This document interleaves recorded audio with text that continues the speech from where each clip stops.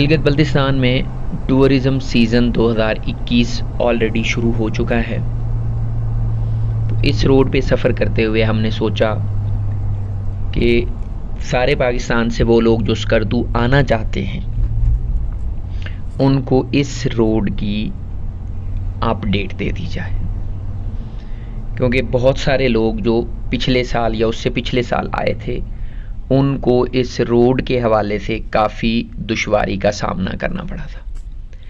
दिन में इस पे ब्लास्टिंग होती थी, तो वो लोग जो दिन में ट्रैवल करते थे उनको तकरीबन ये 10 से 12 घंटे लग जाते थे इस पे पहुंचने में, जबकि रात के वक्त जो मकामी लोग थे जिनको पता था वो लोग रात के वक्त ट्रैवल करते थे, गिलगित से निकलते थे और एक्सक्यूज़ मी 5-6 घंटों में 7 घंटों में पहुंच जाते थे रात को। अब चूंकि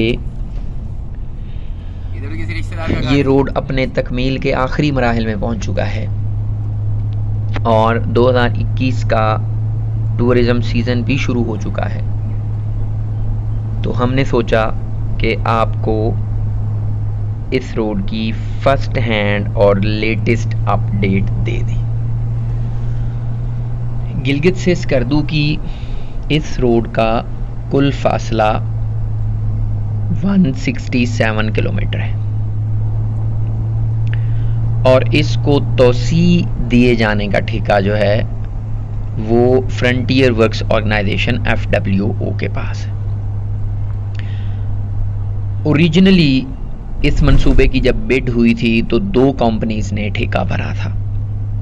एक चाइनीज़ कंपनी थी जिसने 44 बिलियन रुपीस 44 अरब रुपए की बिड भरी थी, जबकि FWO ने इसकी 32 या 33 बिलियन रुपीस की 33 अरब की 32 अरब की शायद बिड भरी थी।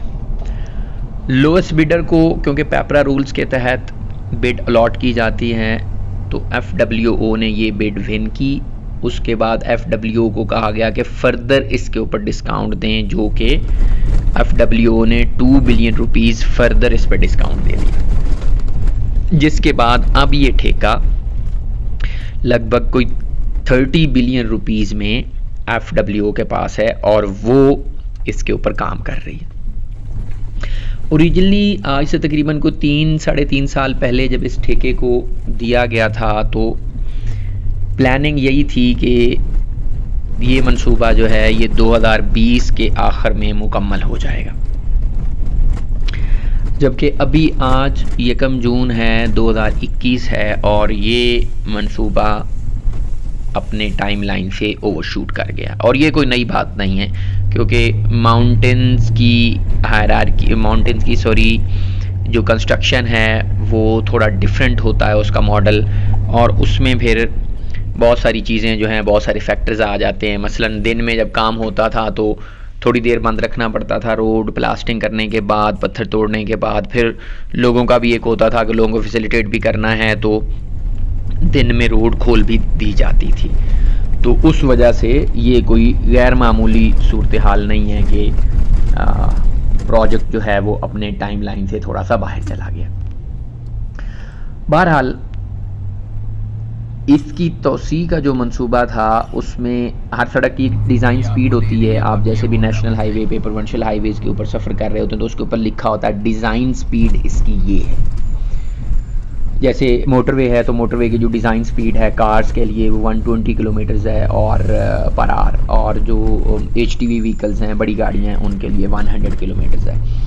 इसी तरह से जो ये सड़क है गिलगित स्कर्दू रोड, इसकी जो हमवार मुकामात हैं वहाँ पर इसकी डिज़ाइन स्पीड 90 से लेके 120 किलोमीटर फी घंटा तक रखी गई है, जबकि ना हमवार या पहाड़ी मुकामात जो हैं या जहाँ पे मोड़ हैं, ज़्यादा करवी रोड है, वहाँ पे इसकी डिज़ाइन स्पीड जो है उसको 60 किलोमीटर फी घंटा की रफ्तार से डिज़ाइन किया गया है। सड़क की जो चौड़ाई है वो पहले जो पुरानी वाली रोड थी TST road, dry surface treatment थी, उसकी तकरीबन 16 से 20 फुट हुआ करती थी, जबकि इसकी एक्सपेंशन करके अब इस रोड की जो चौड़ाई है उसको 35 से लेके 40 फुट तक कर दिया गया। न सिर्फ ये बल्कि 40 फुट के बाद सड़क के दोनों अतराफ 2.5 मीटर का 2.5 मीटर का शोल्डर भी रखा गया है, जो कि इन केस ऑफ एमरजेंसी आपके पास एक मार्जिन ऑफ एरर होता है साइड में मनूवर करने का। इस बात का आपको थोड़ा सा याद दहानी कराते चलें कि पाकिस्तान मुस्लिम लीग नवाज के दौर में इस मंसूबे पर काम शुरू हुआ था। उससे पहले पीपल्स पार्टी के दौरे हुकूमत में इस मंसूबे का ठेका एक चीनी कंपनी को दिया गया था, जिसने उस वक्त 44 अरब रुपए की बिड भरी थी शायद, जबकि दोबारा टेंडर के नतीजे में FWO ने यह ठेका हासिल किया था।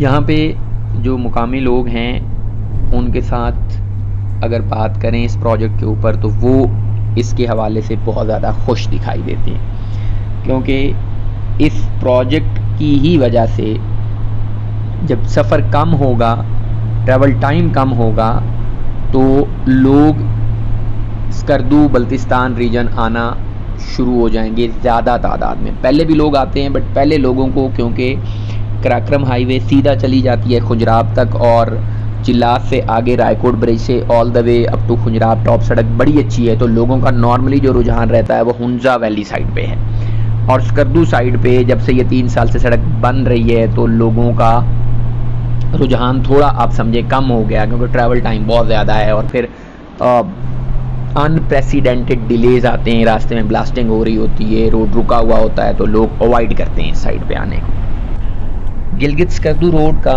जो पुराना फासला था वो तकरीबन 164 किलोमीटर हुआ करता था। मौजूदा जो तोसी मंसूबा इसमें शुरू किया गया है, इसमें बुनियादी तौर पे इसमें 4 टनल्स प्लान की गई हैं। तो उन 4 टनल्स की वजह से इसका फासला 164 से कम होके सिर्फ 114 किलोमीटर रह जाएगा। और 114 का मतलब है कि अगर आप ऑन एवरेज 60 किलोमीटर की स्पीड निकालते हैं तो आप 2 घंटे में ये रास्ता तय कर लेंगे। अभी हमारे इस ट्रैवल के दौरान हमें वो वाली टनल्स नज़र नहीं आई। एक टनल की लंबाई 8 किलोमीटर डिज़ाइन थी शुरू में, फिर एक की कोई 800 के करीब 560 मीटर्स के हिसाब से थी, फिर 170, 80, 75, 180 मीटर्स वाली टनल्स भी थी, छोटी थी। तो ओरिजिनली इसकी प्लानिंग ये थी, डिज़ाइन इसका इस तरह से किया गया था। अभी जब हमने ट्रैवल किया है तो ऑनेस्टली वो वाली टनल्स नज़र नहीं आई, तो शायद कॉस्ट एस्केलेशन की वजह से वो टनल्स ड्रॉप कर दी गई हूँ। मैं इसमें कोई वो हतमी राय नहीं दे सकता। हो सकता है क्योंकि प्रोजेक्ट अभी तक चल रहा है तो वो tunnels at the end of the day, project के आखिर में वो टनल्स बनाई जाएं। इसमें I wish and I hope कि वो टनल्स बने और 164 से कम हो के 114 पे आ जाए फासला।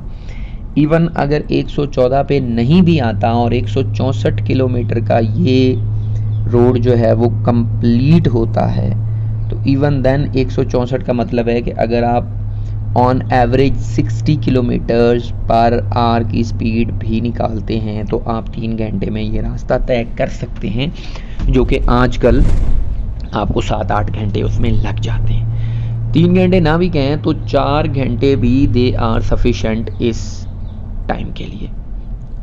इतने वक्त के लिए अगर आप पहुंच जाते हैं तो 4 आवर्स का मतलब है कि आप इस्लामाबाद से लाहौर जा रहे हैं वाया मोटरवे, मतलब इतना ही टाइम आपको अप्रॉक्सीमेट लगा। हाईवे पे जैसा आपको नज़र आ रहा है कि एक तो चौड़ाई इसकी बड़ी अच्छी कर दी गई है, साथ में शोल्डर इसका बढ़ा दिया गया है, प्लस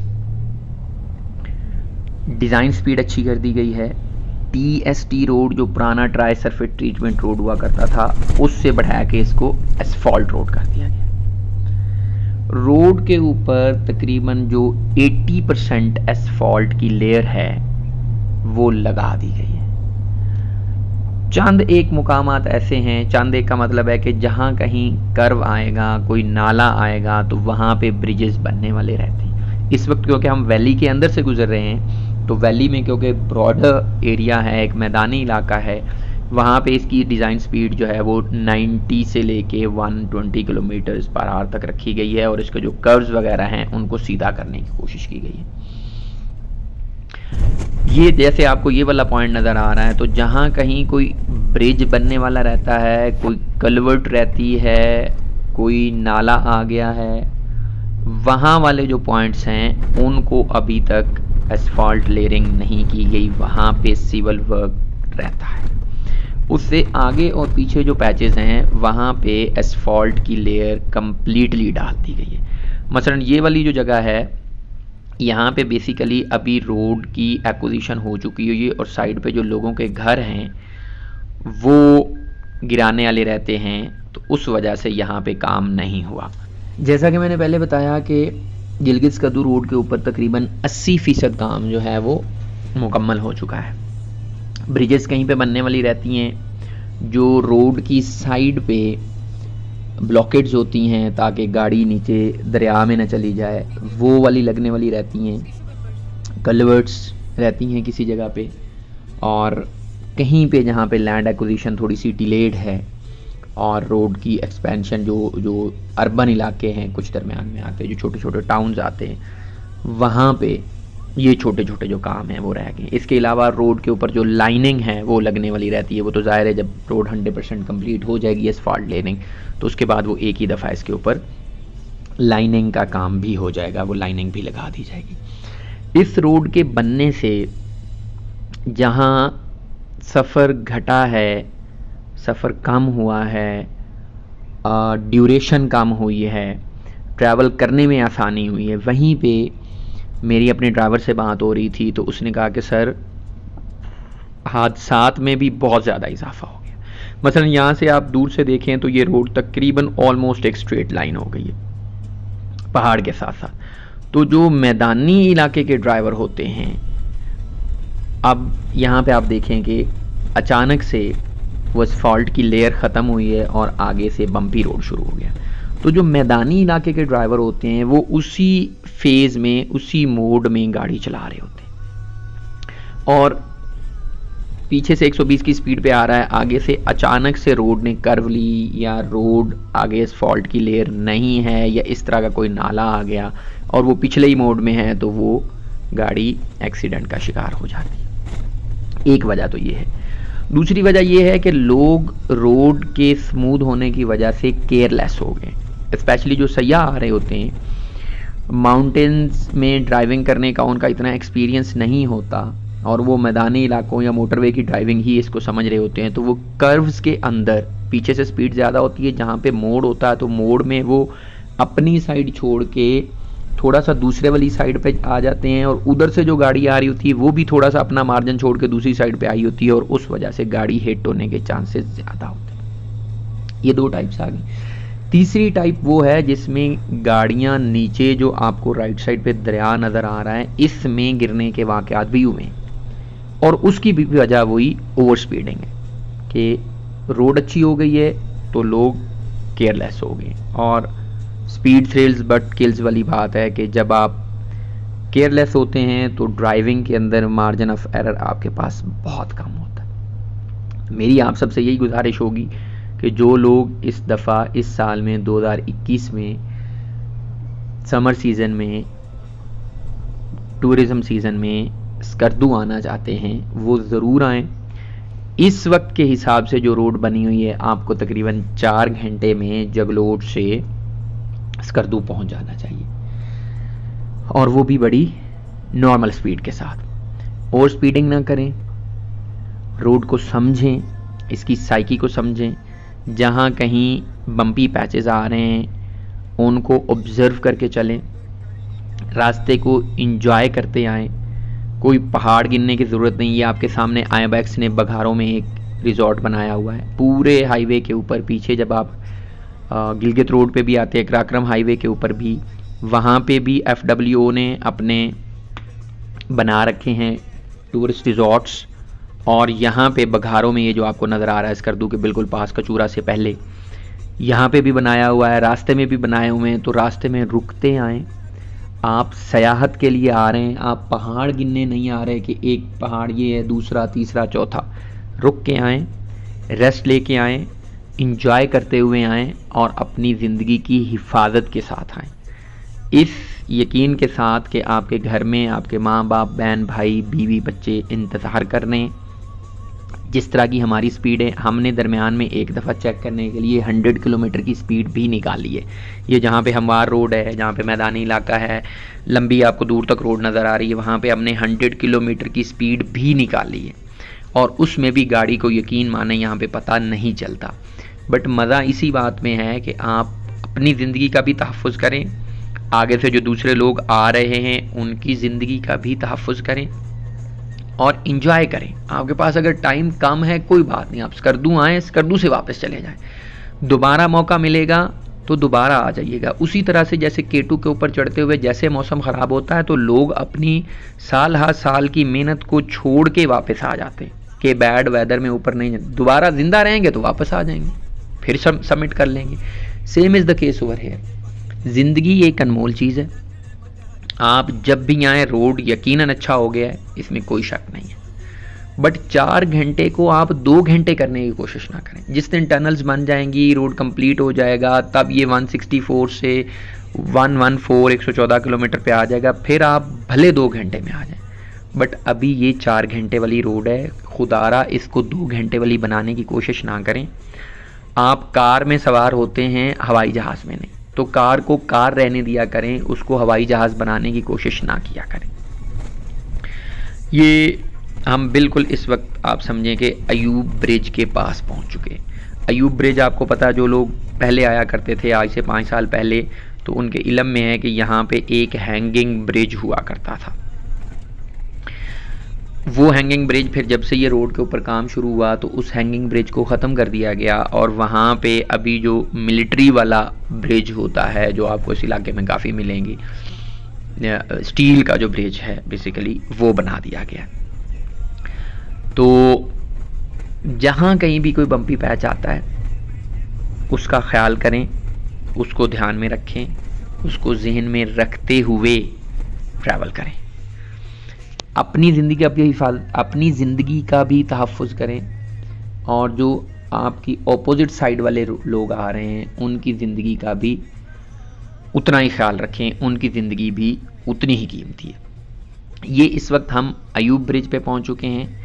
ये वाला स्टील का नया ब्रिज है। इससे पहले गिलगित से आते हुए स्कर्दू की तरफ आप सारा रास्ता, दरिया आपके राइट साइड पे होता है और आपकी रोड लेफ़्ट साइड पे होती है। ये वो वाहिद पॉइंट है जहाँ पे आप दरिया सिंध को क्रॉस करके उसकी राइट साइड पे चले जाते हैं और दरिया आपके लेफ़्ट साइड पे आ जाता है। तो यहाँ से भी आपको अंदाज़ा हो गया होगा कि रोड की कंडीशन जो है वो बड़ी ही अच्छी कर दी गई है।